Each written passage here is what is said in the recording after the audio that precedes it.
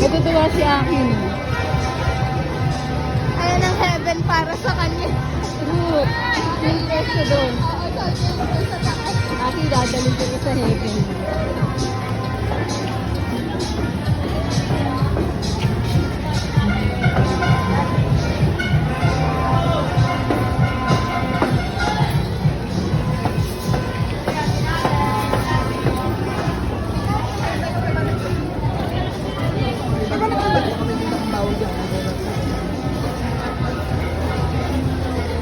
Nilagpas ka na, be.